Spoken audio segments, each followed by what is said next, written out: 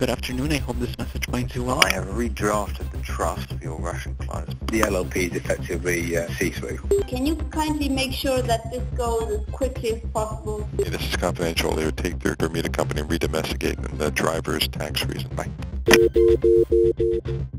There was Panama Papers, but then we soon realized this is something big again.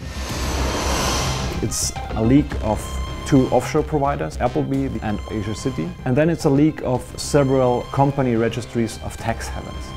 The documents speak for themselves. They expose the offshore deals of more than 120 politicians and world leaders, from the Queen of England's investment in a company accused of preying on poor families to U.S. Commerce Secretary Wilbur Ross. I intend to be quite scrupulous about recusal in any topic where there's the slightest scintilla of doubt. The investigation reveals that Navigator, a shipping firm in which Ross holds a stake, has been making millions of dollars from its business with Seabor, an energy company co-owned by the son-in-law of Russian President Vladimir Putin and two Russian oligarchs. We're seeing some of the biggest corporations in the world, Apple. We don't depend on tax gimmicks. A year after that hearing, Apple responded to new laws on tax avoidance with a new strategy that allows it to keep paying ultra-low tax rates. We're seeing the lengths that companies do go to avoid taxes. If for Nike it's the swoosh, for Facebook it's user base. US companies, they've taken this commercially smart move to park their intellectual property in offshore or stateless entities.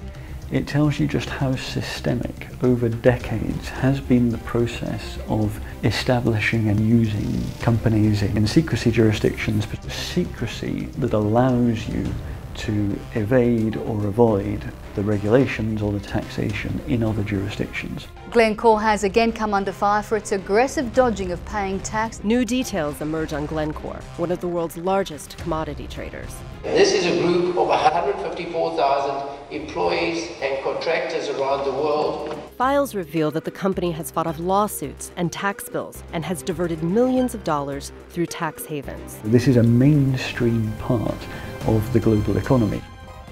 In Canada, the investigation reveals the offshore deals of the ruling Liberal Party's key insiders. How will you measure success? By the money coming in the till. It's pretty easy.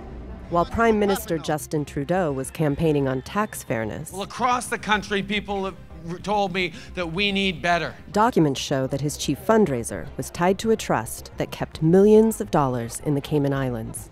In Mexico, the files reveal new details on the Legionnaires of Christ, a religious order founded by a Catholic priest who was also a sex offender. Martial, Martial.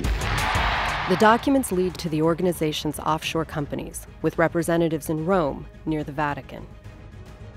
In Europe, the ultra-rich have been exploiting the Isle of Man's lax rules to register multi-million-dollar jets.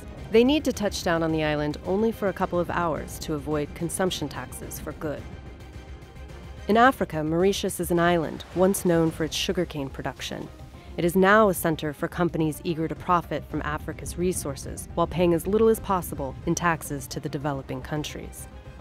In Asia, the files lead to the offshore holdings of Indonesian dictator Suharto's family, including his son Tommy, who was once convicted of corruption. We're seeing into about 1/5 of the most secret jurisdictions in the world, and the kinds of patterns that we saw with the Panama Papers are now being repeated. Trying to bring to the light that type of secrecy, that's what we need.